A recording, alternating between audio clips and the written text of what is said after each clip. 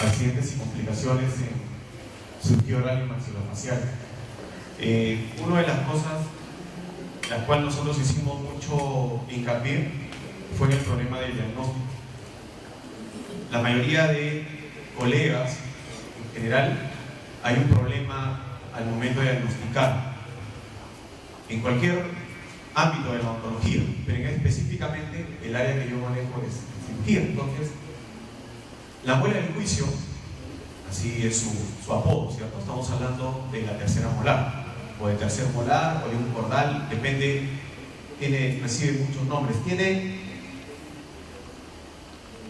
mitos, realidades, algunas cosas que están erradas, algunos conceptos que están desfasados, y crea en la mayoría de situaciones algunas controversias. Creo que todos los que estamos acá en algún momento hemos visto cómo se hace una tercera molar, si es que no han tenido la oportunidad de hacerlo, y en la mayoría de situaciones no es sencillo, ¿ya? Hay que tener mucho cuidado. No es que no lo pueda hacer cualquiera, sino que para realizar una extracción de tercera molar se deben tener en cuenta algunos conceptos, y eso es lo que vengo a presentarles ahora. ¿Cómo es que se debe manejar un paciente que presenta un problema en una tercera molar? Nosotros, como odontólogos cirujanos especialistas en cirugía, tenemos la capacidad de poder diagnosticar, poder tratar y manejar cualquier problema que haya en boca, en la cavidad bucal y en la región maxilofacial. Cualquier problema que haya, cualquier estructura que esté alterada en esta zona, empezando por los dientes, tejido blando, lengua, mucosas, paladar. Cualquier problema que haya, nosotros debemos estar en la capacidad de poderlo manejar. Y eso no es exclusivo del cirujano maxilofacial. Todos los odontólogos deberíamos tener en cuenta este concepto. No todos los odontólogos están en la capacidad de directamente trabajarlo de repente. Una fractura mandibular no creo que entre cualquier odontólogo. Una cirugía ortognática, un exodoncio de tercera molar. Pero el odontólogo tiene que estar preparado para poder diagnosticar, poder decidir en qué momento yo le digo al especialista, en qué momento yo lo puedo realizar, saber cuáles son sus capacidades, sus destrezas, y eso es muy importante. De todos los procedimientos que nosotros hacemos, la exodoncia en tercera molar es el más frecuente, es un tratamiento de rutina, todos los días, y no es que sea menos importante, ¿no? Sí es importante, solamente que por el entrenamiento y por la dedicación exclusiva a la especialidad, todos los días, sin exagerarles, hacemos exodoncia tercera molar, sea en el hospital, sea en la universidad, sea en la práctica privada. Todos los días 5 o 6 exodoncias de tercera molar es el, digamos, el pan de cada día. Siempre nosotros debemos tener en cuenta, para una exodoncia de tercera molar, para una episectomía, exodoncia de un remanente, hasta cirugías tan complejas como tumores, quistes, cirugía ortognática, siempre debemos tener en cuenta de no hacer daño al paciente.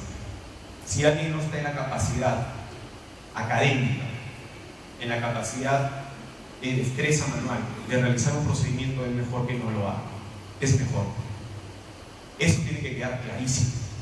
Como una parte de aprendizaje, ustedes tienen que estar, me refiero a los estudiantes, veo algunos aquí, están en la capacidad, o deberían, ver todos los procedimientos que se hacen en odontología. Tienen que ver desde una resina, ¿cierto?, que es el procedimiento más frecuente, o una restauración en general, el procedimiento más frecuente en odontología, pero no es todo.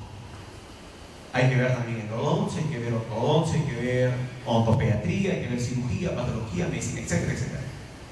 Y una vez que ustedes tengan por lo menos un conocimiento de cada área, tomarán la decisión de qué especialidad me gustaría seguir o por qué área yo me inclino. Yo, por ejemplo, por una cuestión de tiempo, de repente, yo no hago odontología general. Hace mucho tiempo que no hago resinas, por ejemplo. No es porque no me guste, si me gustan, me acuerdo que salían bonitas, pero no es mi especialidad y ya no me alcanza tampoco el tiempo para hacerlo. No hago endodoncias absolutamente nada, ni aperturas. Y ahí sí, porque no me gusta tampoco. Entonces, si no me gusta, si no tengo el instrumental, si no tengo destreza, y al contrario, tengo a mi costado una persona especialista en ello, que ha estudiado para eso, que lo hace con mucha dedicación, con mucho gusto, y lo hace rápido y con menor cantidad de riesgos, ¿por qué no mandarle al especialista una endodoncia? Igual sucede con ortodoncia, igual sucede con odontopediatría. Entonces, hago esta salvedad para que se entienda que no por sacar una muela del juicio te convierte en cirujano. Y viéndolo de otra manera, todos los cirujanos sin excepción estamos en la capacidad de resolver cualquier problema con una muela del juicio. Entonces, uno de los temas más frecuentes en cirugía es la tercera molar, y para mí es una verdadera pasión hablar de mi especialidad. Si ustedes se dan cuenta, cada especialista o cada profesional que se dedica a una determinada área lo hace con mucha dedicación, ¿cierto? Se empeña mucho y le pone mucho énfasis a su especialidad. Pues nosotros en cirugía no somos la excepción.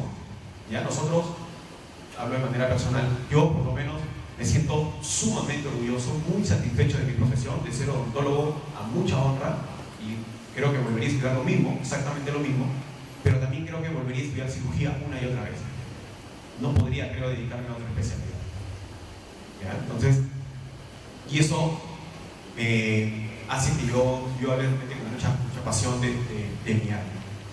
Para que se entienda, en cirugía maxilofacial hacemos muchos procedimientos, porque la patología quirúrgica en nuestra área es bastante compleja, pero podemos dividir los procedimientos en dos grupos importantes. Aquellos llamados procedimientos bucales, orales, que la mayoría de ellos son realizados bajo anestesia local, ambulatorio, y se realiza en consultorio, en un ambiente clínico especial, mal llamado cirugía menor. Y el otro grupo son procedimientos ya de mayor envergadura, mucho más complejos, denominados maxilofaciales, y tienen que realizarse obligatoriamente en un quirófano, porque la mayoría de ellos son bajo anestesia general o con sedación. Aquí también nosotros podemos tomar la decisión si hacemos solamente con anestesia local o tendrá que haber algún tipo de sedación, de ayuda para manejo de ansiedad y miedo del paciente. Las terceras molares se pueden hacer en cualquiera de estos dos ambientes, pero la gran mayoría, el 90% o el 95% de exodoncia tercera molar es totalmente ambulatorio, y la mayoría de ellos bajo anestesia local. Hemos tenido oportunidad de hacer con sedación, claro, también con sedación endovenosa, y para eso llamamos un anestesiólogo que nos ayude en el consultorio, o a exodoncias en quirófano. No es lo frecuente, no es usual que un paciente entre a sala de operaciones para hacer un procedimiento de ese tipo, pero bajo determinadas circunstancias es más seguro. Vean, la patología es muy frecuente, muy amplia, muy compleja: supranumerarios, ontomas, tumores, ortognáticas, fracturas, biopsias, pero este de aquí, problemas con la tercera molar, es lo más frecuente que nosotros hacemos, lo más frecuente de todo. ¿Ya? Entonces, ha recibido diversos nombres la tercera molar. Se le llama muela. ¿Por qué le llaman muela del juicio? ¿Alguien se ha preguntado? Se supone que la muela del juicio hace erupción en un periodo de tiempo, ¿cierto? En un periodo de vida, a partir de los 16, 17 aproximadamente hasta los 25. Ese es el promedio o el rango de edad para erupción de una tercera molar, que se supone es donde la persona adquiere cierta madurez, el juicio. Por eso se le llama así. Incluso, ¿por qué le llaman cordales? Porque se supone que en esa edad una persona se vuelve cuerda, toma madurez, cierto raciocinio, ¿no? Aunque algunos llegan a los 40, 50 y siguen como si fuesen de 15. Pero, para que sepan, pero algunos, y los pacientes sobre todo, creen que una exodoncia tercera molar es un juicio, pero un juicio final, como este. Y algunos colegas, y eso hay que decirlo clarito, algunos colegas convierten ese pensamiento en realidad, porque el paciente hace cualquier cosa menos una cirugía. Y el paciente lamentablemente siempre se fija de malas experiencias. Esto es un dibujo, lo pueden encontrar en el internet, que lo hizo un paciente con su propia experiencia por problemas en la muela del juicio. Entonces el paciente se da una idea así de todo un tema. Entonces lo que vamos a pretender ahora es clarificar el asunto, ¿no? A dejar algunos conceptos en claro para que se vea que la tercera molar tiene más realidades que mitos, o desenmascarar algunos mitos que hay. Entonces, primero, de todos los procedimientos quirúrgicos que nosotros hacemos, la exodoncia tercera molar es el más frecuente. Pero a pesar de ser frecuente, siempre va a estar ligado a riesgos, como cualquier otra cirugía, pero en exodoncia tercera molar con mucha más razón, porque la tercera molar, sobre todo la inferior, tiene muchas variables, cambia mucho en posición, en tamaño, en forma radicular, en ubicación en la mandíbula, en posición, es decir, y además, como eso no fue hace poco, está relacionado a muchas patologías. Patología infecciosa, patología quística, patología tumoral, incluso de trauma, fracturas en zona de tercera molar. Eso es diagnóstico. Y cuando se hacen cirugías de tercera molar, desencadenan una serie de accidentes y complicaciones también. Entonces, hay que tener mucho cuidado con las exodoncias de tercera molar. Vamos a presentar un flujograma, un diagrama en el cual vamos a sintetizar cuál es el manejo o cómo es que nosotros debemos comportarnos cuando estamos frente a una tercera molar. Definitivamente, la visión que va a tener un especialista no es la misma que un odontólogo que no es especialista en el área o de repente un estudiante. Y eso es cierto, o sea, hay mucha subjetividad en el asunto. Pero nosotros debemos dejar las cosas lo más objetivo posible, o hacer ser lo más objetivo posible, dejar las cosas lo más claro para que todos los odontólogos, todos nosotros, podamos discernir y tomar una decisión correcta. Primero, cuando estamos frente a una tercera molar, cualquiera que fuese, lo primero que nosotros debemos establecer es el diagnóstico. Y ahí es un primer problema, porque no todos nos ponemos de acuerdo ni siquiera en la terminología que usamos. ¿Ya? Entonces, el diagnóstico es lo primero que nosotros debemos establecer en un paciente que va a ser sometido a una exodoncia tercera molar, o que tiene un problema, no necesariamente va a terminar en exodoncia, pero que tiene un problema con una tercera molar. ¿Qué significa el diagnóstico? Ponerle nombre a la enfermedad. Para eso debemos realizar una buena anamnesis, un buen cuestionario al paciente, antecedentes, preguntarle por alguna enfermedad, etcétera, etcétera, todo eso que muy bien lo saben ustedes. Un examen clínico detallado, muy bien hecho el examen clínico, para formarnos un diagnóstico presuntivo. Indicaremos los exámenes auxiliares pertinentes y luego obtendremos el diagnóstico. Con este diagnóstico, o el siguiente paso, nosotros debemos estar en la capacidad de definir si está indicada o no algún procedimiento en ese exodoncia, en esa tercera molar. ¿Para qué? Para tomar una conducta. Podemos tener aquí dos posibilidades. Una, que no hagamos nada, que solamente controlemos al paciente, que tengamos una conducta expectante. O que sí haya una intervención quirúrgica. Y el 99.9% de intervenciones quirúrgicas en una exodoncia tercera molar suele ser la exodoncia. El 0.1 es otro tipo de procedimiento. Ya veremos cuáles. ¿Okay? Pero la gran mayoría de procedimientos quirúrgicos termina en una exodoncia tercera molar. Entonces, si nos damos cuenta aquí, son 3 escalones o 3 barreras que nosotros debemos pasar para poder llegar a discernir si saco o no saco la muela. Importante. Y aquí vienen los problemas. Ya acabo de mencionar hace un momento el diagnóstico. No todos hablamos el mismo idioma, no todos nos referimos a la tercera molar de la misma manera. Segundo, que a veces no está claro esto. Y vamos a ver por qué. Y finalmente, para algunos, esa exodoncia no debe realizarse, simplemente controlar. Sin embargo, se meten a sacarlo. En cambio, en otros casos en los cuales sí se debe retirar la pieza dentaria, se deja controlar. Entonces, hay una diversidad de opiniones y no nos ponemos de acuerdo. Entonces, la idea es presentar los argumentos para que podamos tomar una buena decisión. Y una vez que nosotros, por ejemplo, definimos que esa tercera molar tiene que ser sometida a un procedimiento, debemos establecer cuál es el grado de dificultad. Por supuesto, porque no todas las terceras molares son iguales. Algunas tendrán una complejidad mayor, otras menor. ¿Y por qué es importante eso? Primero, para saber cuáles son las consecuencias, los posibles riesgos y accidentes que pueden desencadenar ese procedimiento. Y para saber quién lo va a realizar. Si es un procedimiento de menor grado o un grado bajo de dificultad, todos los odontólogos estamos en la capacidad de hacerlo. Un odontólogo general lo puede realizar. Pero cuando hay una complejidad ya moderada, debe ser realizada por un odontólogo entrenado. Eso significa, por ejemplo, un diplomado en cirugía, o un odontólogo que constantemente se está entrenando en ese tipo de procedimiento, lleva cursos con cierta frecuencia, etc. O definitivamente el especialista. Y cuando el procedimiento es de un mayor grado, muy complejo el procedimiento, tendrá que realizarlo el especialista en cirugía. Y esto es importante establecer, no porque al cirujano no se le va a complicar, sí se nos complican, hasta ahora se nos complican las exodoncias terceras molares, gracias a Dios con menor frecuencia, pero sí hay exodoncias que son muy complejas y que demoran un buen tiempo.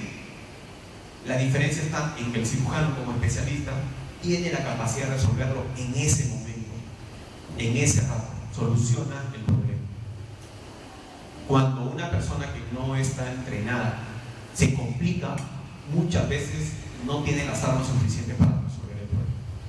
Y ahí está el detalle. ¿Ya? Entonces, la pregunta es, ¿y cómo sabemos o cómo nosotros podemos clasificar ese grado de dificultad? ¿Se dan cuenta? Porque para algunos uno le pone una radiografía y evalúa al paciente y dice, no, este es suave, leve, cuando en realidad es una exodoncia muy compleja. Entonces, todo esto que ven aquí lo vamos a desarrollar en esta charla. Vamos a hablar de diagnóstico, vamos a hablar en qué momento se indica o contraindica un procedimiento quirúrgico y vamos a establecer cómo nosotros podemos definir el grado de dificultad, qué debemos evaluar de manera objetiva. Ese es el resumen de toda esta charla. Espero que se cumplan esos objetivos. Este aquí es un artículo de 1979, en realidad es el consenso que se desarrolló en una reunión que organizaron los cirujanos americanos en Estados Unidos, la Asociación Americana de Cirugía Oral y Maxilofacial. Ya se dan cuenta que hace un buen tiempo, y llegaron a conclusiones que son muy buenas. Primero, cuando hay problemas en una exodoncia es por dos motivos: por precipitados y por una capacitación deficiente. Eso es clarísimo y eso lo vemos actualmente, sucede a diario. Si ustedes vieran la cantidad de problemas que nosotros recibimos por procedimientos mal realizados, o más que mal realizados sin considerar algunas cosas, es bastante. Y al final el que sufre es el paciente, porque el paciente es el que se muere de dolor, el paciente es el que se infecta, el paciente es el que lo están rebotando de un consultorio a otro y no haya la solución. Y eso debemos tener siempre en cuenta, solucionar el problema al paciente. ¿Qué significa capacitación deficiente? O me falta teoría, o me falta leer más, o me falta destreza mayor. Y eso cada uno podrá evaluarlo bien. Para hacer cualquier procedimiento quirúrgico, y en realidad cualquier acto odontológico que es un acto médico, nosotros debemos tener tres requisitos, o deberíamos cumplir tres requisitos. Primero, ser cuidadosos con lo que hacemos, hacer con mucho cuidado el procedimiento. Segundo, saber que somos competentes, es decir, que contamos con el conocimiento suficiente, con la destreza suficiente y con el aval suficiente. Y tercero, ser responsable de lo que estamos haciendo. Tú haces un procedimiento quirúrgico y tú eres responsable de lo que a ese paciente le pase durante la cirugía y después. Eso es lo que no entiende, o que no se entiende. Si no te sale el exodo, no termina el exodo, entre comillas, o te complicas, cierras y se lo mandas a otra persona, entre comillas. O termina el procedimiento y lo que viene después te da igual, no controlan al paciente, no retiran los puntos o no se hacen responsables de las complicaciones. Digo esto porque hay mucho problema afuera, muchísimo, más de lo que pueden imaginarse ustedes. Aquí habrá algo de responsabilidad, cuidado, esta persona será competente para realizar un acto odontológico, pero lo hace. Cera, supongo que sea esto, está probando una prótesis, sin guantes, bueno, por lo menos tiene un turbante que hace de gorro, no sé si tendrá mascarilla, el yeso por acá, mata rata. Pregunto, ¿alguno de ustedes se atendería con él? ¿O mandaría a algún familiar? Si tú quieres que a tu mami le hagan una prótesis, ¿lo mandaría donde esté, señor? Complicado, ¿no? Lo mismo sucede en cirugía. Lo mismo, exactamente lo mismo. Algunos estarán más preparados que otros para realizar un procedimiento quirúrgico. Y uno tiene que ser lo suficientemente honesto en decir, esto es mi área, esto lo hago bien, esto no lo hago bien. O no debería yo realizarlo. ¿Ok? Este es un caso para que vean que nosotros debemos solucionar las cosas tal cual. Esta es una cirugía de una fractura mandibular. Y nosotros operamos con un micromotor quirúrgico especial, ¿no? Pero es muy similar al que se utiliza para rebajar en clínica normal, para gastar a clínico, etc. Es el mismo micromotor, obviamente con un torque diferente, etc., ¿no? Sin embargo, en esta cirugía, ya con el paciente con la herida abierta, todo tal cual, la fractura expuesta, incluso ya con algunos tornillos puestos, el micromotor se malogró, no se entrega a la casa comercial. Y teníamos que solucionar el problema. Entonces la única manera era utilizar taladros esos taladros no se usa traumatología. Son muy grandes, ¿no? Pero teníamos que solucionar el problema. Solamente puse esa foto para que vean que esto que parece así, algo muy jalo de los cabellos, en algunas situaciones se puede volver verdad, pero ya son casos de emergencia. Miren la broca que nosotros usamos, chiquitita, muy finita y tremendo taladro, ¿no? Pero el paciente está dormido, no siente nada. Esa es la diferencia. La idea es que todo lo que está a tu alrededor te ayude a hacer un procedimiento bueno. Es decir, que el personal que te ayude sea competente, que sepa lo que está haciendo también, que tengas el instrumental adecuado, con todas las normas de bioseguridad y en un ambiente especial. Por ejemplo, no se puede realizar una cirugía si es que no se cuenta con una buena iluminación, con una buena succión, con una potencia determinada en una pieza de alta, o si es que lo hacen de repente con pieza de baja, con fresas adecuadas, y todo eso se da por descontado. Por más cirujano que sea, por más diestro que sea, si tú no cuentas con el instrumental necesario, no vas a poder realizar un procedimiento bueno. Es como hacer una endodoncia con limas desgastadas. No puedes hacerlo, no lo puedes, es muy complicado. Probablemente vas a tener algún inconveniente. ¿Ya? Entonces se da por descontado que además de tu destreza, de tu conocimiento y la ayuda que tienes, todo lo que está a tu alrededor tiene que ser también bien planificado. Buena iluminación, que tu unidad esté buena, que haya normas de bioseguridad, limpieza, etcétera, etcétera. Entonces, el primer problema para un exodoncia tercera molar es el diagnóstico. Y les decía hace un momento que no nos ponemos de acuerdo en la nomenclatura que nosotros usamos. ¿Cómo se halla el diagnóstico? Primero hay que hacer una buena historia clínica, eso es de cajón, y ese es el principal, o uno de los principales, o las principales barreras que el odontólogo no respeta: la historia clínica.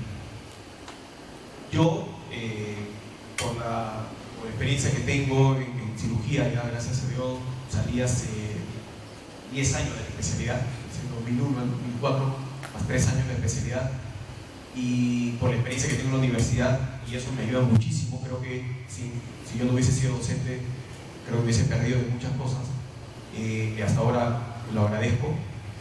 Aprendo mucho de mis estudiantes, aprendo mucho de los pacientes, es un constante aprender. Y uno de los principales inconvenientes que yo veo es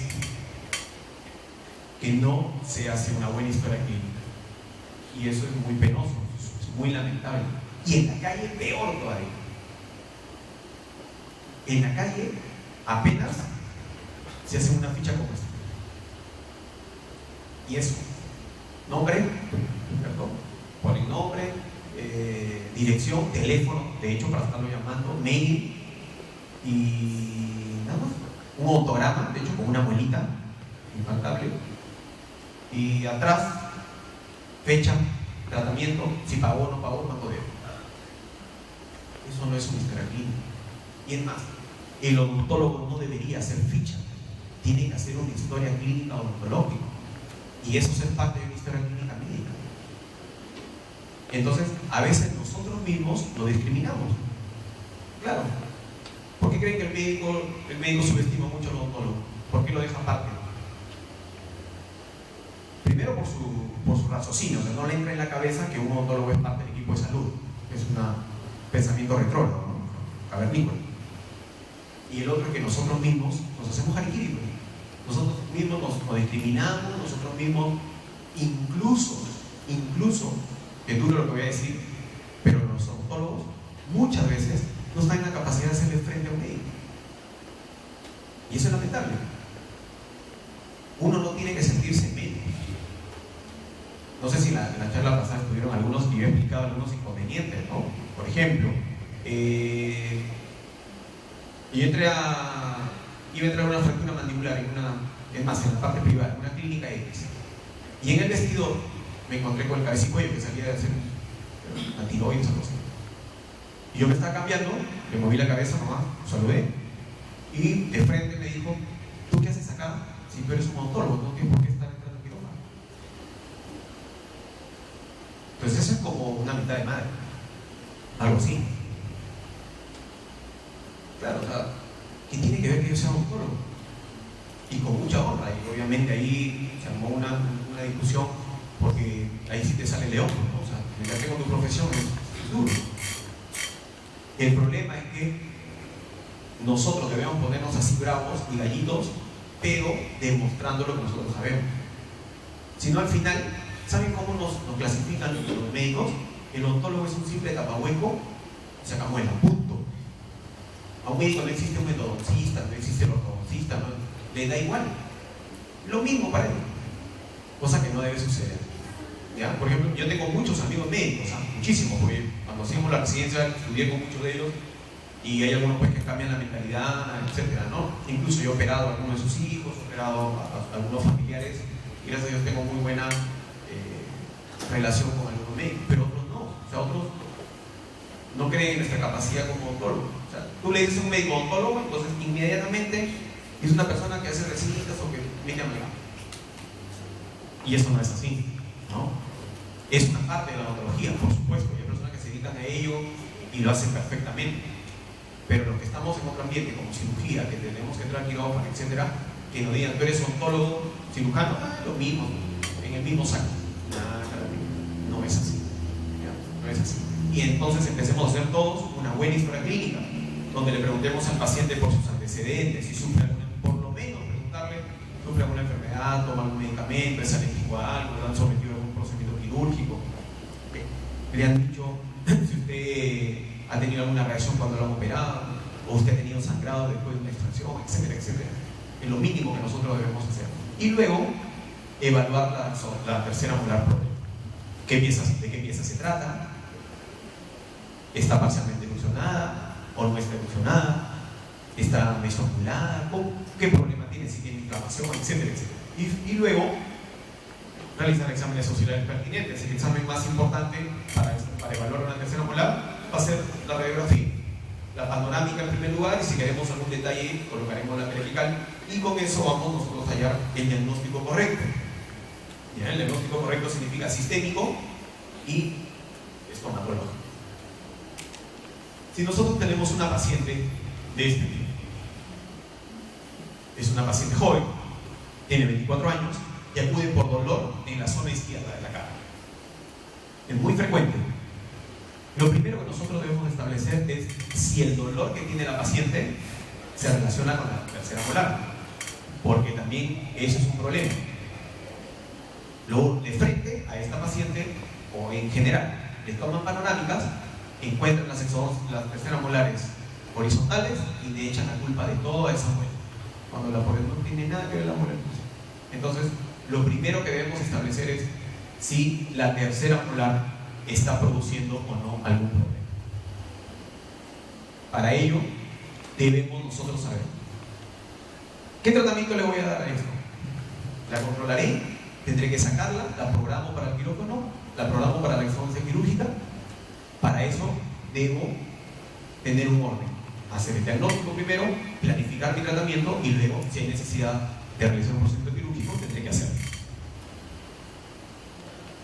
¿Qué diagnóstico me daría? ¿Cuál es el diagnóstico de esta pieza dental, por ejemplo? Si yo les presento esa foto clínica y esta foto de la radiografía, ¿cuál será el diagnóstico? ¿Estará impactada, retenida, incluida, semi-retenida, semi-incluida, semi-impactada? Ninguna de las anteriores, nada más B. Cada uno probablemente tenga una respuesta, ¿cierto? Cada uno va a tener su propia opinión. Si tenemos un paciente así, no se ven las terceras molares, es un paciente que lo deriva el servicio de ortodoncia para sus exodoncias. Pero ¿cuál sería el diagnóstico presuntivo acá? ¿Qué diagnóstico me daría? Presuntivo, diagnóstico clínico. Si yo no veo la muela del juicio, yo puedo decir, puede estar impactada, retenida, incluida, o simplemente la genesia de repente ni se ha formado. ¿Cómo compruebo esos diagnósticos? Una radiografía. Y esa es la placa. Pregunto, ¿cuál es el diagnóstico de la pieza 3.8 o de la pieza 4.8? Impactada, retenida, incluida, semi-incluida, siempre retenida. Hagamos un ejercicio bien práctico. Levante la mano los que creen que esa muela está incluida. Nadie, ¿okay? Está semi-incluida.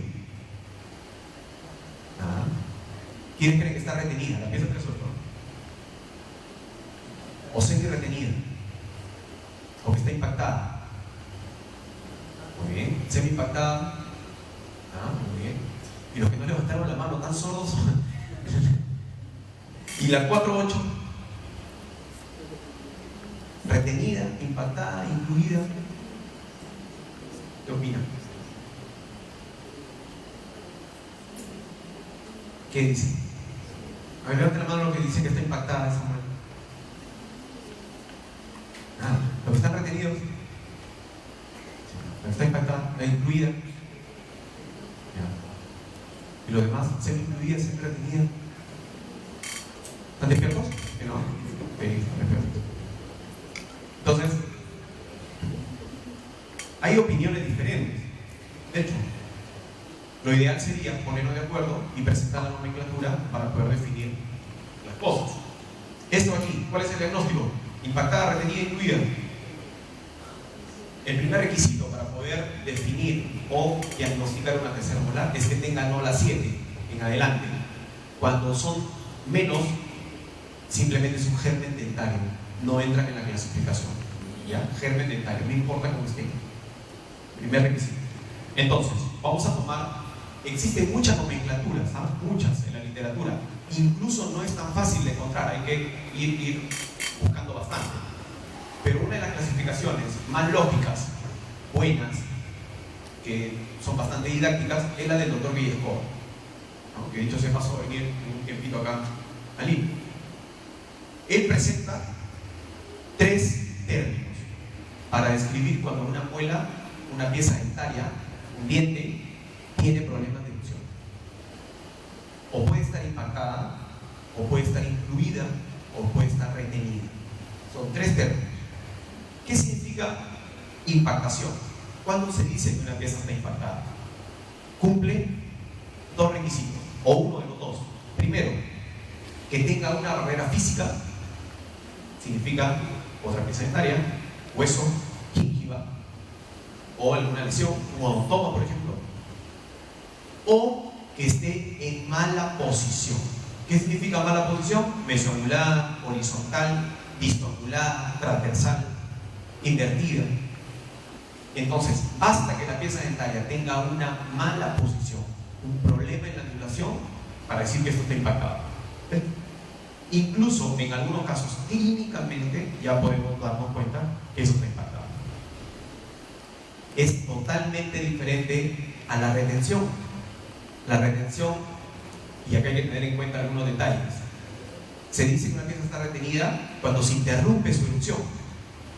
Y no se puede, está bien claro, no se puede identificar ni barrera física ni mala posición. Es decir, el paciente está en edad de erupción, bueno, la muela está en edad de erupción, entre los 18 y 25 años. Primer requisito. Segundo requisito, que la muela esté en buena posición. no hay barrera física acá. Y no hace erupción, como que pierde fuerza de erupción. Esta es una pieza retenida. ¿Y por qué se denomina primaria o secundaria? Primaria cuando está totalmente cubierta de tejido blando y secundaria cuando está parcialmente cubierta. Pongamos este ejemplo. Si esto es en un paciente de 20 años, 22, 24 años, es una pieza retenida. No, aparentemente hay espacio, no hay barrera física, está en buena posición y no lo hace, no sale. Eso es una retención. Pero si esta foto corresponde a un paciente de 40 años, eso ya no es retenida porque ya salió del rango de erupción. Se convertiría en una pieza impactada. Y recordemos la definición de impactación: o tiene barrera o tiene mala posición. En este caso la barrera es tejido blando. ¿Okay? La inclusión es el término más simple de todo de entender, y es aquella pieza dentaria que permanece dentro del hueso a pesar que ya está en su etapa de erupción o que ya pasó. ¿Ya? Hay una tercera molar totalmente rodeada de hueso y un canino. La mayoría de terceras molares, la gran mayoría, o está impactada o está retenida. Es raro encontrar terceras molares incluidas, es raro, pero sí, obviamente sí existen. A diferencia de los caninos, por ejemplo, los caninos superiores primero suelen estar incluidos, luego suelen estar impactados y finalmente retenidos. Esa es una diferencia. Y hablo de las dos piezas dentarias que tienen más problemas de erupción: terceras molares superiores y caninos superiores. Y el tercer lugar es terceras molares superiores. Muy bien. Entonces, esos son los tres términos que nosotros manejamos: impactación, retención o inclusión. No existe para nada ni semi-incluido, ni semi-retenido, ni semi-impactado. No sé de dónde salió ese invento, eso no existe. Científicamente hablando, no hay en la literatura. ¿Ya? No hay. Y es un término que nosotros acuñamos y escucho cada rato. Está semi-impactada, semi-incluida, y eso no existe. ¿Cómo sería una semi-impactada?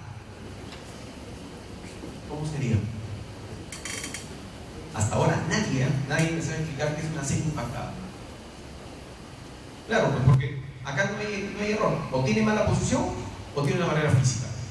La impactación, para que se entienda, la impactación es como chocarte con tu carro. A ver. Solo hay dos posibilidades: o te chocas o no te chocas. O hay un semi-choque. Existe, pero no hay. Ahora, que le hagas un roce despacito nomás contra un poste, o que en la Panamericana a 120 km/h te choques contra un camión, obviamente no es lo mismo. Hay grados de impactación. Lo mismo sucede acá. Lo mismo sucede, pero en términos generales el diagnóstico sería impactado. Entonces, con esa definición, ¿cuál será el diagnóstico de la pieza 3.8? Todos estaríamos de acuerdo que es una pieza impactada. ¿De acuerdo? Y la pieza 4.8, si nos damos cuenta, miren, eje de la primera, eje de la segunda y el eje de la tercera, ¿coincide o no? No, esto está disangulado. Si está disangulado, mala posición, esa pieza 4.8 está impactada. Así de simple. Por eso le digo que la mayoría de terceras molares suelen estar impactadas o retenidas. ¿Ya? Miren este trabajo es bien interesante para que se entienda. Este es un estudio, más que un estudio, una revisión y protocolos de un hospital en Argentina, que se llama Alejandro Posadas. Miren el título. Esto lo pueden encontrar en internet tranquilamente. ¿Eh? El título es este: técnica quirúrgica para la ortodoncia de terceros molares retenidos y semi-retenidos. Ajá. Pero si acabo de decir que no hay semi-retenido. A ver, leamos el trabajo, a ver. Y efectivamente hay un capítulo que se llama Conceptos Generales y pone terceras molares superiores retenidas, generalidades, conceptos y clasificaciones de las retenciones. Ese es el título que pone. Y citan a un montón de autores: Laskin, Calatrava, Donado, Villescoda, Ríguez G. Si se dan cuenta, miren, Laskin utiliza semi-erupcionado cuando se asoma alguna parte en boca, no erupcionado cuando no asoma nada y puede estar retenido o impactado. Para Calatrava utiliza otro término: diente enclavado, diente incluido. Donado también utiliza el diente incluido enclavado, submucoso erupcionado. Y Villescoda utiliza lo que nosotros hemos dicho: impactado, retenido, incluido. Esto. Y ríe centeno, retención intraósea gingival cuando se encuentra cubierto por la mucosa gingival. Pregunto, si su título, el título del trabajo de era retenido y semi-retenido, ¿por qué en su clasificación y los conceptos no existen? Ni semi-retenido, ni semi-incluido, ni semi-impactado. No hay. Es una contradicción. ¿Ya? Entonces, borrémonos de la mente, eso no existen los semis para nada. Y la cosa tiene que estar clara. O está impactado, o está retenido, o está incluido. Punto. Entonces, la primera barrera o la primera parte sobre el diagnóstico, espero que haya quedado más o menos clara, ¿cierto? Los conceptos que nosotros manejamos.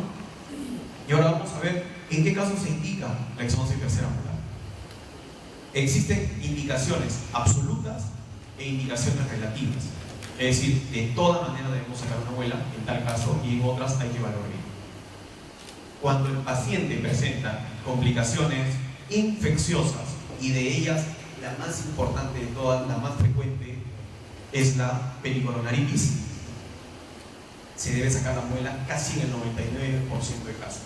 El 1% de casos que no se saca la muela en ese momento es porque es un paciente descompensado, diabético descompensado, hipertenso descompensado, está recibiendo quimioterapia, radioterapia y necesita una evaluación adicional. Pero se debe retirar una pieza que tiene pericoronaritis. Como cualquier otra pieza dentaria, susceptible de carie dental, con todas sus consecuencias: caries, pulpitis, necrosis, abscesos y enfermedad periodontal. He puesto en círculo la pericoronaritis porque es el proceso más frecuente. Nosotros recibimos consultas, la mayoría de ellas por dolor en una muela del juicio, por pericoronaritis. Pero debemos saber que el problema es por la muela del juicio. ¿Okay? No todo dolor en esa zona significa problema con tercera molar. Puede tener alguna otra etiología. Esto aquí es muy frecuente. Terceras molares parcialmente erosionadas, acúmulo de placa, características inflamatorias, pericoronaritis, ni hablar. Acá también alguna con secreción purulenta, carie dental, y recuerden que está contraindicado hacer procedimientos restauradores y menos endodónticos en terceras molares. Contraindicado. No se les va a ocurrir aquí hacer endodoncia, perno-corona, ganancia de corona clínica, no, pues, ni hablar. ¿Ya? No se hace eso. Salvo que hay excepciones, obvio. Por ejemplo, si no está la segunda molar, por ejemplo, y la tercera la vamos a utilizar en ortodoncia, o es un pilar de puente, qué sé yo, ahí sí, de repente valdría la pena evaluar su restauración, pero si no, en términos normales, no debería realizarse eso, ¿no? Entonces, ¿cómo se forma la pericoronaritis? No es otra cosa que la inflamación del saco pericoronario. Cuando las muelas se están erosionando, hacen una brecha, forman aquí un espacio entre el tejido gingival y el interior. Y este interior, el distal y acá también el mesial, es el saco pericoronario. Esa zona, primero que es muy complicada de limpiar, y la higiene en esa zona es muy complicada, por lo tanto, el acúmulo de placa es bastante grande. Si a eso le adicionamos que el paciente no se puede cepillar bien, excelente temperatura, humedad, es un perfecto caldo de cultivo para las bacterias. Y de eso se trata. La pericoronaritis es un proceso crónico, está ahí de tiempo. No podemos establecer si son 6 meses, un año, pero que tiene tiempo ahí incubándose hasta que llegue el momento en el cual explota y se hace agudo, en donde el paciente manifiesta dolor. Y así se manifiesta dolor, incluso si la tercera molar superior ha erosionado, peor todavía, porque el paciente cada vez que muerda va a presionar contra la gingiva y el dolor se ve incrementa. Pero todo nace de acá.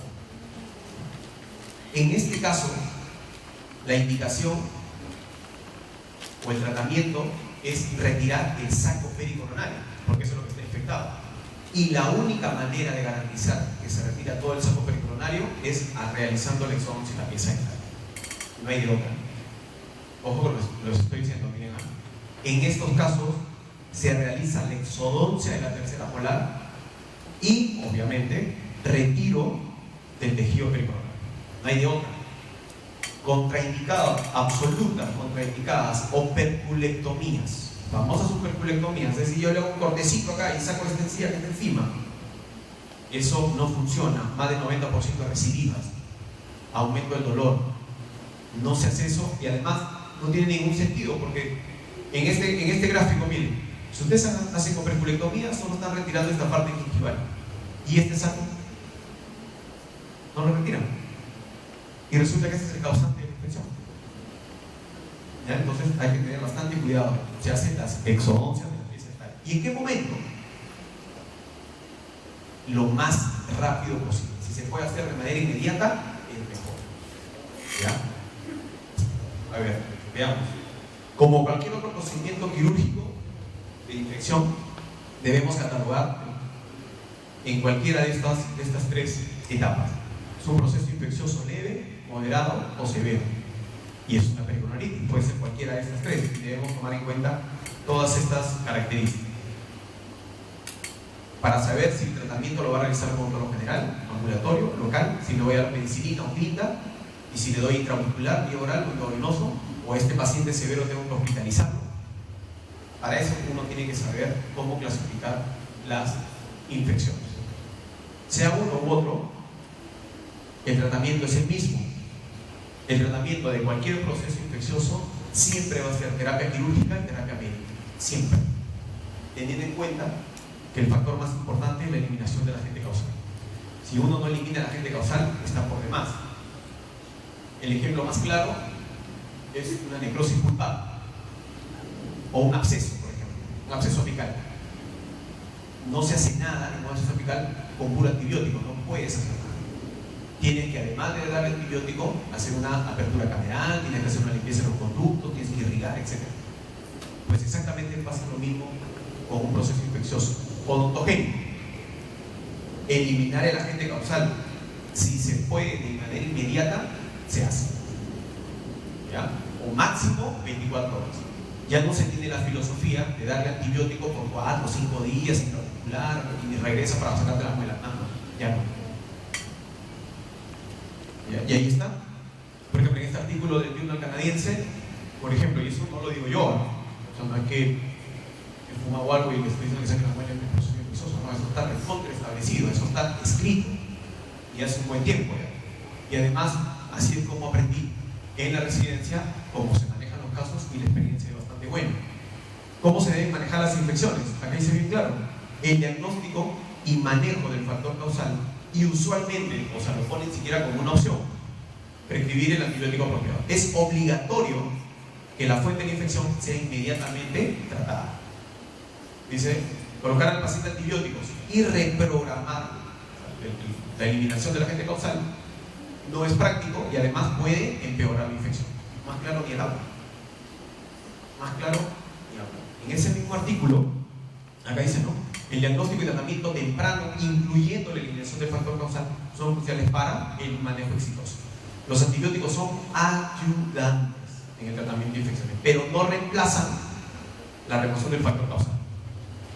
Recontra claro. Y así es como se debe manejar la infección. Es como tener un clavo oxidado en la mano. Si tú tienes un clavo oxidado en la mano y se te infecta la mano, ¿qué haces? ¿Tomas antibiótico una semana para después sacar el clavo? No, ni hablar, sacas el clavo, tomas antibiótico y te lavas todos los días la mano. Es exactamente lo mismo.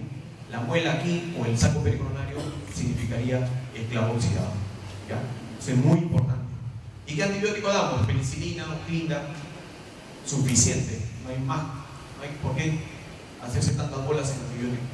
Y penicilina natural, ya lo vamos a ver en un momento, penicilina natural como fenoximetil, si es para vía oral, o penicilina climisol, aunque no es tan práctico, si vamos a dar en vía parenteral es mejor la clinda, o una penicilina sintética como amoxicilina, puede ser con ácido clavulánico. Punto. No hay que echarle más vueltas. No usar dicloxa, no usar toxiciclina, que es una tetra, no usar cefalosporina, no tiene nada, no tiene sentido hacer eso. No hay que hacerse mucha bola por antibióticos. Penicilina sigue siendo una muy buena opción, o clindamicina. Ahora, podemos ayudarnos de otros antibióticos, metronidazol, podemos usar ciprofloxacino, tal vez, pero el caso es mucho más severo. ¿Qué significa tratamiento médico? Antibiótico, o sea, en jarabe, parenteral, en tabletas, analgésicos para calmar el dolor, contraindicados los corticoides, no se dan corticoides en proceso infeccioso, eso sí, más que remarcado. hidratar al paciente y saber en qué momento yo hospitalizo a ese paciente para darle medicación que lo veo. En ninguna parte, en ningún artículo científico indica, es más, contraindica corticoides en un proceso infeccioso. No lo hagan, no den corticoides en un proceso infeccioso. No se da corticoides. Esta es una pregunta muy buena. Este es el Journal de la Clínica de Norteamérica, recientito, más o menos 2011. Digo reciente porque las infecciones existen hace muchísimo tiempo. Y esta es una revista exclusiva de infecciones. O me refiero, en este capítulo, en este volumen, exclusivo de infecciones, y le dan una visión diferente y preguntan, miren el título, 15 preguntas no contestadas, no resueltas de infecciones. Y una de esas preguntas es justamente esta. Al doctor Yori le preguntan, ¿debe ser un diente extraído inmediatamente en presencia de infección aguda? Porque todo el mundo dice, hay un absceso, hay una pericoronaritis, hay un proceso agudo con pus, y dicen, no, pues ¿cómo vas a tocar? Antibiótico, dale antibiótico y en 5 días que venga. No. Entonces, ¿qué es lo que responde Yori? Miren, una de las controversias más antiguas en cirugía oral y maxilofacial es si se debe extraer el diente inmediatamente mientras haya un proceso infeccioso agudo. Muchos dentistas y profesionales aún creen que la extracción de un diente en presencia de infección aguda puede causar que la bacteria se vaya en pasos faciales, o sea, más profundos, y que cause una infección que comprometa la vida. Hasta ahora creen eso. Se tiene ese miedo. ¿Y saben cómo empezó ese miedo? En 1937, por este bendito doctor Frew, porque se le morían los pacientes. Entonces él dijo, no se deben sacar muelas porque se mueren los pacientes. 1937, ni siquiera en plena época recién salía la penicilina. Y esto es lo que se ha ido arrastrando.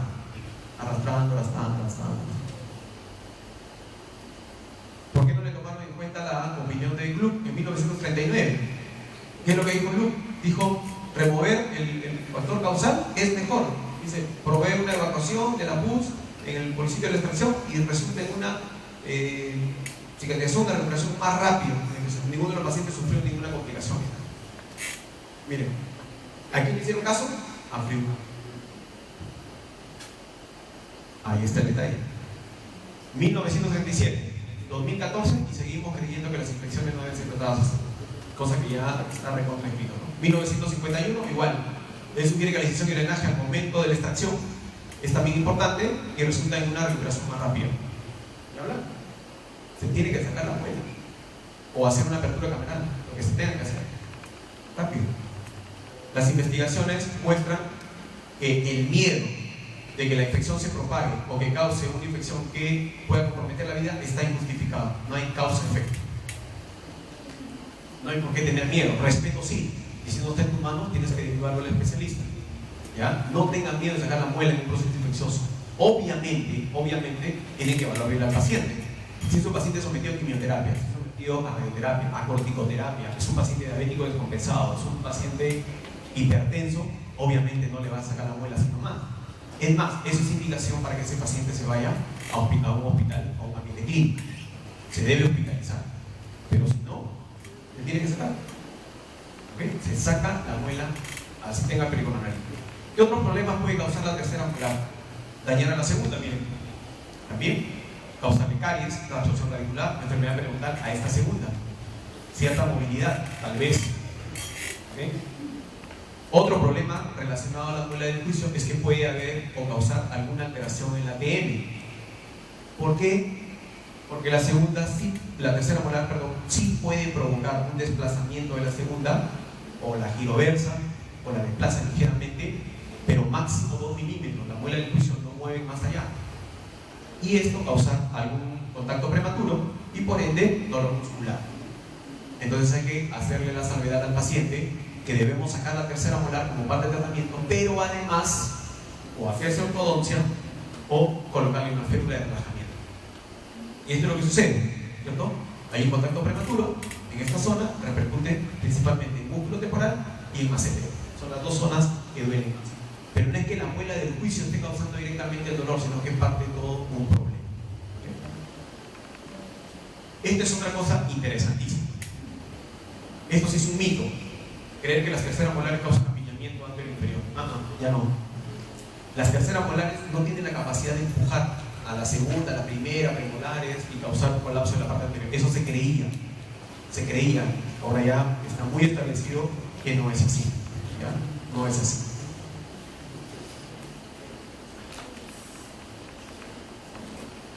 Año 1997.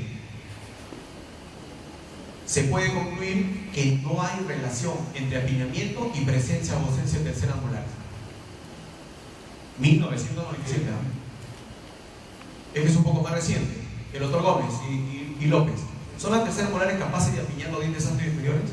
No hay evidencia científica que demuestre un papel determinante de terceras molares en apiñamiento. ¿Por qué? Porque el apiñamiento anterior inferior tiene múltiples factores, un montón de factores. Acá está.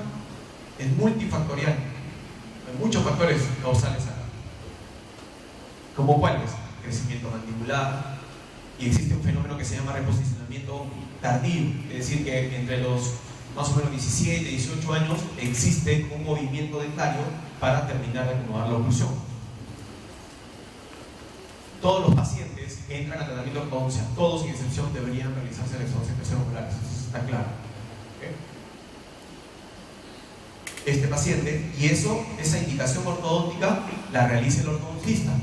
El ortodoncista a mí me dice: necesito que saques esta muela del juicio. Perfecto.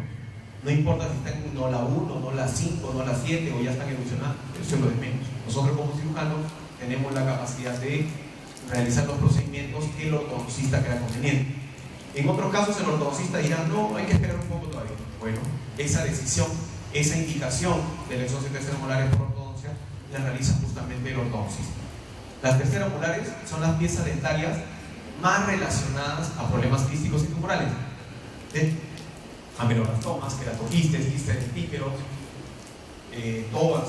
Bueno, toda es más en zona de caninos superiores, pero también puede estar relacionada a terceros molares. ¿Okay? Obviamente, como parte del tratamiento de esa lesión quístico-tumoral, se realiza la exodoncia de la tercera. Esto de aquí son indicaciones relativas. No se le puede echar la culpa a la tercera molar necesariamente, en este caso, por ejemplo, de que esté en relación con el nervio y que esa relación cause un dolor facial, por ejemplo, agudo, una neuralgia. No está totalmente comprobado. Y algunos creían que la tercera molar, por estar en una zona cercana al antegonio o al gonio, al ángulo mandibular, debilitaba la mandíbula y que en un trauma importante provocaba más fracturas. Eso es totalmente controversial. Sin embargo, hay personas que sí, como están sometidas a mayor riesgo de trauma, se tienen que sacar la muela del juicio. Ejemplo, que practican deporte de contacto, karate, boxeo o corredores de auto, se tienen que sacar la muela del juicio, pero no creo que todos sean karatecas y que todos manejen Fórmula 1 de repente. No es así. Y una de las indicaciones más controversiales es esta de acá, la llamada exodoncia profiláctica. Es decir, yo tengo una tercera molar sin pericoronaritis, sin caries, sin enfermedad periodontal, no se va a hacer ortodoncia, sin quiste, sin tumor, sin problema de dolor, sin nada. Pregunto, ¿se saca o no se saca? Exodoncia profiláctica significa retirar una pieza dentaria en pacientes jóvenes para evitar complicaciones posteriores. Y ese es el dilema: ¿la saco o no la saco? Uno debe explicarle al paciente, porque la decisión al final es con el paciente. En este caso, él decide, porque es un tratamiento electivo, si esta pieza dentaria tiene riesgo o no de producir algún inconveniente. Tú le debes decir: la gran ventaja al sacarte la muela del juicio a esta edad, así como está, es que tu riesgo, o el riesgo de que produzca pericoronaritis, el riesgo de que reabsorba, el riesgo de caries, es nulo, cero, sacando la muela. Obviamente vas a ser sometido a un procedimiento quirúrgico, te va a doler, se te va a hinchar la cara, se te puede infectar, pero eso lo controlamos y en unas semanas de solución del problema. ¿Okay? El paciente decide.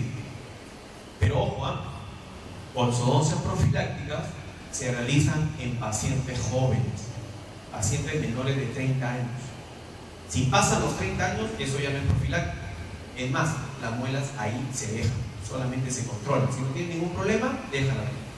Porque a mayor edad, más complicado el procedimiento y lo vamos a ver en un momento. Entonces, ¿qué significa cuando haya problemas? Y para eso nosotros debemos definir cuál es el motivo de consulta. ¿Por qué está viniendo el paciente? Una es que venga porque sí está inflamada y acá si hay una pericoronitis acá, no hay vuelta a quedar, hay que sacar la muela.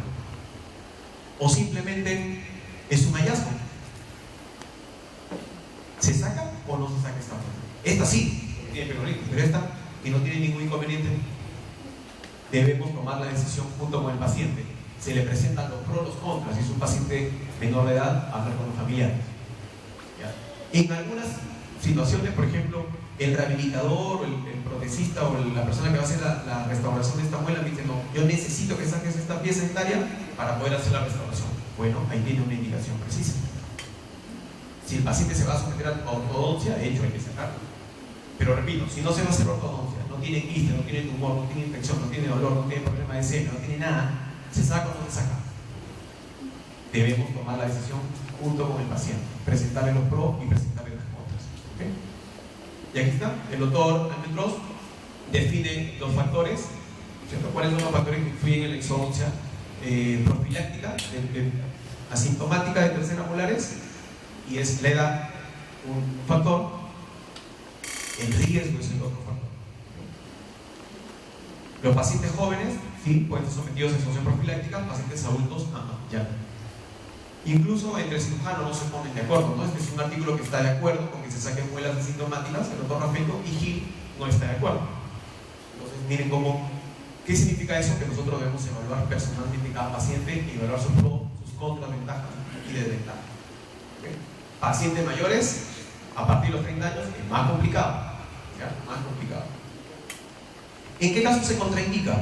No debemos sacar muela del juicio. Estado físico del paciente. Sí, puede ser. Perdón. Una paciente embarazada, no podemos someterla a una exodoncia profiláctica. Pero si tiene pericoronaritis, la embarazada sí debe ser sometida a la extracción. Y eso es otro mito. No pasa nada. Si hacen las cosas con cuidado, no sucede nada. La lidocaína, nuestra anestesia, es totalmente segura, es totalmente inocua para una paciente embarazada. Lo que pasa es que todo el mundo le tiene miedo. Que tenga miedo el paciente y los familiares, en fin, porque ellos no están en la obligación de conocer. Pero si tú te muestras también temeroso y no le das seguridad, caes en el mismo error. Una paciente embarazada puede ser sometido a una cirugía siempre y cuando lo necesite. Riesgo-beneficio. Si tiene pericoronaritis, si tiene caries, tiene un absceso, hay que sacar la muela. No, pero estoy en el segundo mes de embarazo. Igual hay que sacarlo, no va a pasar nada. Pero si es una exodoncia profiláctica, imposible. Es como que una paciente embarazada se someta a una rinoplastia, o que se someta a una, no sé, lipoescultura. Imposible. No, pues esto es un procedimiento selectivo. Pero si tiene apendicitis, ahí sí, tiene que entrar a operar. Así está embarazada, tiene que entrar a operar. Es lo mismo. Siempre tiene que ver riesgo-beneficio. ¿Ya? Riesgo-beneficio. Los pacientes de más de 30 años, 40, 50 años, que tienen terceras molares asintomáticas, ni se sacan. Si están relacionadas a alguna lesión de algún nervio, tal vez, ahí debemos tener también bastante cuidado. ¿Vale la pena sacar la muela? O en todo caso podemos hacer otro tipo de procedimiento. Esta es una figura, una foto del doctor Vélez Boda, en su libro, en el cual muestra una paciente déntula con las terceras molares ahí. ¿Quién se va a meter a sacarlo? Eso sería un despropósito, ¿no? Dale la prótesis así como está. Va bien al contrario, las terceras molares que están aquí van a ayudar de soporte y va a provocar que la reabsorción sea menor, o la velocidad de reabsorción sea menor. Entonces, en algunos casos es mejor dejarla, pues no tiene sentido. Si es una paciente mayor de 80 años, sacar esto es un tremendo trauma. Y la pregunta es, ¿qué ganas con eso? No, ya le cobré. No. Y sucede. Llego a veces a un lado, a una clínica, etcétera, a operar, y resulta que no tiene indicación. Y tengo que ser honesto y decir, no se opera, no tiene por qué sacarlo con el juicio. No, pero ya pagó. Usa pues esa plata en otro tratamiento, no hay problema. No, pero no me va a quedar mal.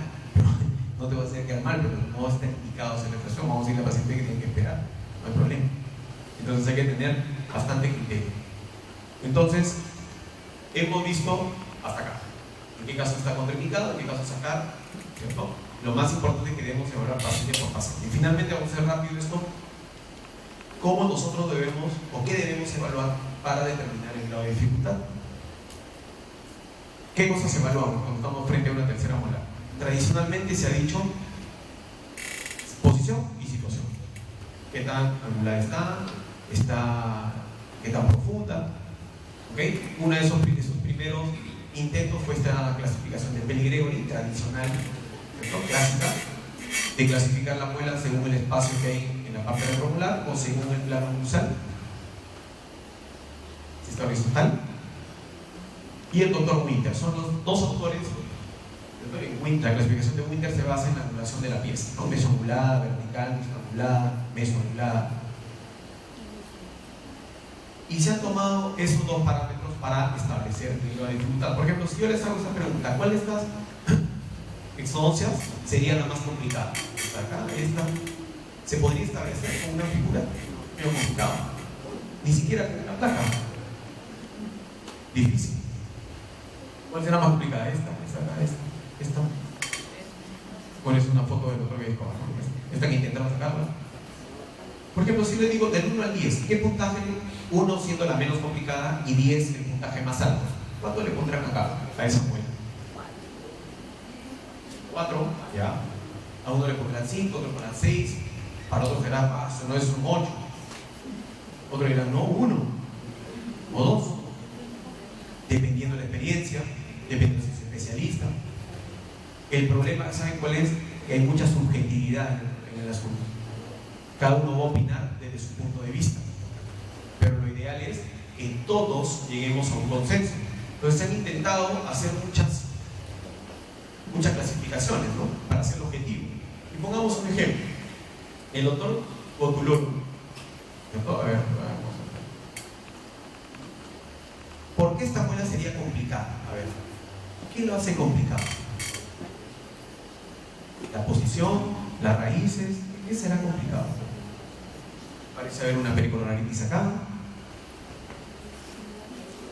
¿Qué será? Entonces, esa controversia la desarrolló el otro módulo, la resolvió, mejor dicho, en este artículo del 2007, donde evalúa los factores asociados a dificultad de tercera molar. Vamos a ver qué encontró. Lo que el doctor quería, en la literatura se han hablado de muchos factores, muchos. Si es hombre o mujer, edad, índice de masa corporal, si está, es una para Pellegrini AB, B2, etc., ¿no? La clasificación Winter. Entonces, lo que él hizo en este estudio bastante bien realizado fue evaluar cada uno de estos factores. Acá solamente les quedo 3, pero voy a seguir narrando, ¿no? Por ejemplo, ¿será lo mismo? Él quería demostrar estadísticamente, si era lo mismo operar un hombre y una mujer.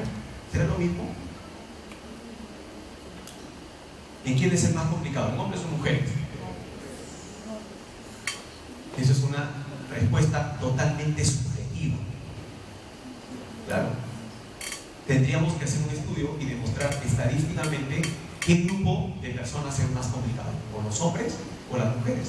De hecho, aquí entra un tema psicológico de repente, ¿no? Por ejemplo, tradicionalmente, no en todos los casos, pero tradicionalmente, la mujer, cuando se va a atender y hacer un procedimiento quirúrgico, suelen hacer el show antes de la extracción, ¿cierto? Por su naturaleza, porque quieren llamar la atención, porque se engríen, la disforzadas, buscan siempre, y eso es, chicas, eso psicológicamente, pues hablando. De hecho, busquen en su subconsciente y siempre es así. Más aún si están acompañados por el enamorado, si hay una relación afectiva con la persona que los acompaña. Pues si ustedes tuviesen un chofer que los lleva a la consulta, no creo que se pongan así. Hasta la parte afectiva cuenta acá. Entonces, cuando antes de entrar al consultorio, hacen todo el show. Pero una vez que están en el sillón, abren la boca, cierran los ojos y lo que venga. Aguanta como hermano. Aguanta. La tristeza, todo su problema. El hombre es al revés. El hombre es macho en la sala de espera, antes de, y cuando está en el sillón, ahí viene el problema. Doctor, despacito, bebé. No, doctor, una agujita nomás, la cremita. Esa es la diferencia, pero es una diferencia subjetiva. Yo no digo que en todos los casos sucede, pero en la gran mayoría. Pero eso es totalmente subjetivo. Entonces la idea es demostrar estadísticamente si eso es verdad, ¿no?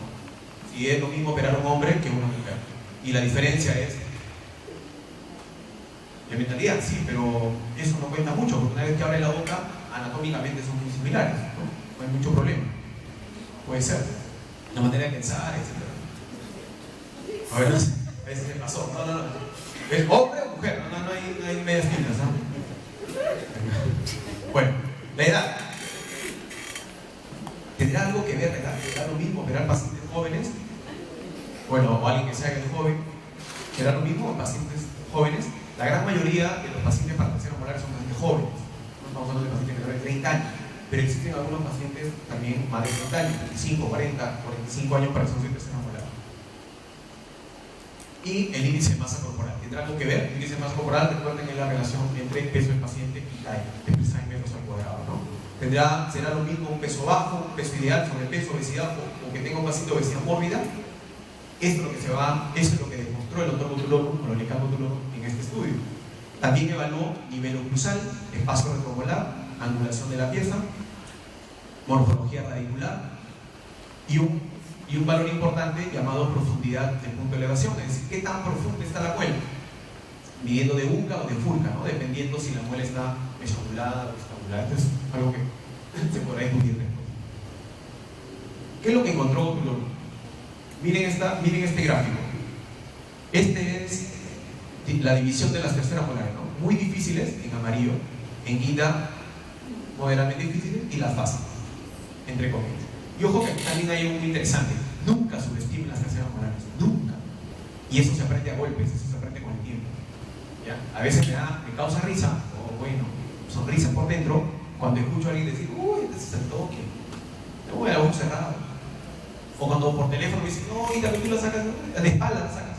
No, nunca subestimen una muela. Este facilita, tiene más con los dedos. Dile que estornude y sale una muela. No pasa eso. No hagan eso, porque si el paciente te dice si facilita, entonces ¿para qué me cobra tanto? Está menospreciando también su trabajo. Nunca digan está facilita. Oye, yo he visto un vacilón, ¿no? Mire, doctor, sacan de su mandil o de su chaqueta, sacan la placa así, en la ventana. Mire mi paciente. Bueno, eso es la radiografía de un paciente, no es un paciente así, en bolsillo. Y está facilita, mire, toque, uy, está toque, con la uña así. No, nunca digan eso, ¿ya? Nunca lo hagan, porque si no, menosprecian incluso a su trabajo. Entonces, miren, bueno, la Lolicán Butuloro, por ser un cirujano de mucha experiencia y muy reconocido, sí se puede dar el lujo, es fácil, ¿no? Pero nosotros no podemos hacer eso. Entonces, miren cómo a medida que va aumentando la edad, cómo se comportan las fases. Casi un 60% cuando los pacientes son jóvenes, 25 ya baja, de 25 a 34 años baja el porcentaje, y cuando son mayores de 34 años, ninguna fue fácil. A diferencia de las complicadas, miren, jóvenes, y miren, cuando son más de 34 años, el 80% fueron muy difíciles. Para la Lolicán Butuloro, que es un cirujano muy reconocido, podemos concluir que la edad podría ser un factor relevante en esto. Índice basal metabólico o el índice de masa corporal, la división del peso del paciente en kilos entre la talla expresada en metros al cuadrado. Cuando son el índice de masa corporal de menor a 18, todas, el 100% fueron fáciles. A medida que aumenta el grado el índice de masa corporal, van disminuyendo las fáciles y aumentan las difíciles. Lo mismo sucede con la curvatura de las raíces, morfología radicular. Cuando son raíces incompletas, el 100% la considera fácil, pero cuando son rectas, curvas favorables o desfavorables, llámese dilaceraciones, esta curva disminuye y las complejas aumentan. Y profundidad del punto de elevación, lógico, mientras más profunda sea la pieza dentaria, mientras más metida esté, va a ser más complicado. Entonces, estadísticamente, él comprobó que son 4 los factores que nosotros debemos tener en cuenta cuando vamos a evaluar una tercera molar. Estadísticamente hablando, miren, edad, índice de masa corporal, curva de las raíces y profundidad del punto de elevación.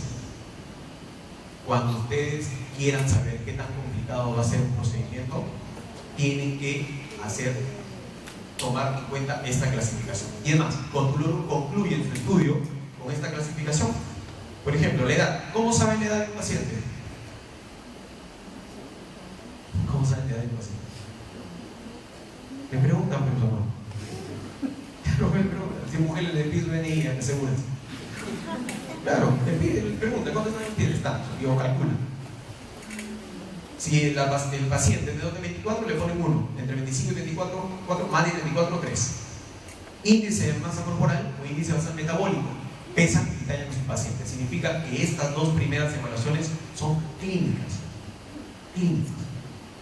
Y las otras dos son radiográficas. ¿Qué tan profunda está la muela? Con su regla tienen que medir la distancia que hay de uca a uca o de furca y la curva de las raíces. Es incompleta las raíces, rectas o favorables o desfavorables. Suman el valor que les salga y ahí está. Un ejemplo. A ver, esta de aquí. ¿Qué opinan? ¿Cómo nosotros sabemos qué tan complicado va a ser un procedimiento? ¿O cómo determinamos al final de la cirugía? Por el tiempo operatorio. Una cirugía no tan complicada, tiempo efectivo, es decir, desde que uno hace la incisión hasta que la muela funciona, no se cuenta ni anestesia ni sutura, ¿ya? Eso no entra en este contexto. El tiempo efectivo, es decir, yo pongo anestesia, pongo el bisturí para hacer la exodoncia y en ese momento apretan el cronómetro. ¿Cuándo paran el cronómetro? Cuando toda la muela completamente ha evolucionado. Así haya autosección, ¿ya? Para que se denomine que una exodoncia es leve, algunos artículos mencionan menos de 6 minutos y en otros menos de 10 minutos.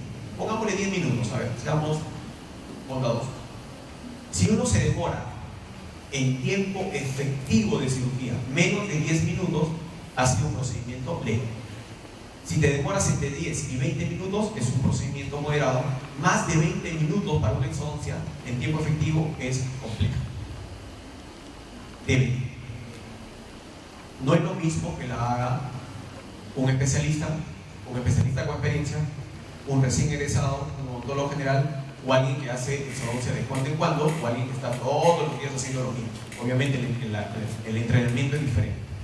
Y ojo, mientras más tiempo pase, más complicaciones habrá. Esa es la gran diferencia. Entonces, esta paciente fue operada en 12 minutos como tiempo quirúrgico efectivo. Desde que pusimos el bisturí, le colamos, osteotomía, autosección, abolición a la muela. 12 minutos. Y en esta fueron 47 minutos. O sea, hay una diferencia abismal. Y efectivamente, Oculurum comprobó, por ejemplo, esta señora, a pesar que tenía 46 años, el índice más corporal no, más o menos flaquita. Según las raíces, no hay curva desfavorable, no hay dilaceración, así que le ponemos 2. Y el punto de elevación 4 milímetros. Miden desde aquí hasta acá, 4 milímetros. Por lo tanto, el grado de dificultad fue 8, moderada. Y sí, está en el rango. En cambio, esta de acá, a pesar que el paciente tenía 25 años, índice de masa corporal de un paciente, es bien bravo operar pacientes gordos y chatos. Es más bravo que operar flacos y altos, porque el índice de masa corporal es diferente. ¿Ya? Es mejor flacos altos o flacas altas que operar gorditos chatos o gorditas chatas. ¿Ya? Es más complicado porque el índice de masa corporal es más bravo. Las raíces tienen la tremenda dilaceración, 3, y el punto de elevación 7 porque medimos desde punta hasta acá. Grado de dificultad 10. Sí. Entonces esta es una clasificación bastante buena y que nos da un parámetro bueno para poder explicar. Solamente para terminar un caso nomás, mostrarles utilizar las fresas correctas, porque ya no le voy a terminar, ¿no? Vamos a mostrar un caso. Para mostrarlo. Vamos a mostrar un caso nomás y terminamos. A ver. Ojo que esta clasificación es para humanos, ¿ah? No hay nada. Es una exodoncia en un león. ¿Con anestesia local o sedación? No, es en general, no con anestesia local un león. Es por intraocular, pone tópica primero. No, está intubado, está con un tubo endotraqueal, ¿no? Esta es una paciente de 18 años cuyo motivo de consulta es el más frecuente, dolor en la muela del juicio. Y efectivamente, miren, Esto es clásico. Terceras molares parcialmente erosionadas, el DQ. ¿Cuál será el diagnóstico? Retenida, incluida, tiene 18 años. Aparentemente en buena posición, sería una pieza retenida. ¿Sí? Con pericoronaritis. Ahí está. En este caso nosotros debemos sacar las dos piezas dentarias. ¿Y por qué las dos? Primero porque la tercera molar es la principal culpable junto con su saco pericoronario, y la de arriba porque agrava el problema y no tiene sentido dejarla ahí. Entonces en ese mismo procedimiento se hacen las dos exodoncias. Y esta es una planificación. Si yo veo esto de aquí, la forma en la raíz, yo puedo determinar que esto va a evolucionar hacia distal. Entonces me conviene, o yo prefiero retirar esta trave en distal, y si puedo cortaré aquí para dividir la raíz con esta técnica quirúrgica, y todo parte de la incisión, el decolado, el retiro del saco pericoronario con mucho cuidado, la osteotomía o autosección, y finalmente la ablación con mucho cuidado. Y aquí está lo que habíamos programado: cortar el distal, y miren cómo este fragmento distal sale con el saco. Si nosotros hacemos superculectomía, todo este saco se va a quedar ahí adentro, va a ser muy difícil, y finalmente la sutura. Suficiente con eso. Entonces, el problema no es tanto, o sea, operar, porque eso se aprende, técnicamente se aprende, tranquilo. Lo que sí debemos tener cuidado es con el diagnóstico y saber en qué momento hacerlo. Rápido, miren este caso. ¿Qué pasó aquí? Miren, está resolvido. Acá lamentablemente no hay manera de restaurar esta pieza dentaria. Pierde soga y cabra, segunda y tercera. ¿Ya? Y podemos hacer un implante después, sí, pero en este caso lo que nosotros decidimos fue hacerle un trasplante. En ese momento, miren, sacamos la segunda molar de manera convencional, miren cómo se fracturó por la absorción, sacamos la tercera, en ese momento terminamos de sacar la raíz, estamos preparando el lecho, porque lo que hicimos fue sacar la tercera molar superior y se la pusimos ahí, se llama un trasplante dental. ¿Y por qué no usamos la tercera molar? Porque anatómicamente no era compatible. ¿Ya está?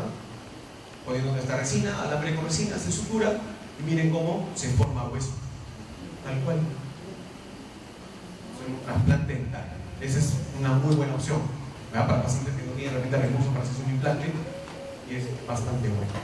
Entonces, conclusiones, finalmente solamente que compartir con ustedes este pensamiento. Nosotros como cirujanos, incluso como odontólogos, no estamos solos, somos parte de todo un equipo, ¿ya? Y eso que debemos aprender, a trabajar en equipo, con todas las especialidades. Cuando ustedes tengan alguna duda, los que son estudiantes, siempre trabajen con sus docentes de un área, de la otra, consulten para que no haya inconvenientes. ¿Muy bien? Y agradecerles por la oportunidad.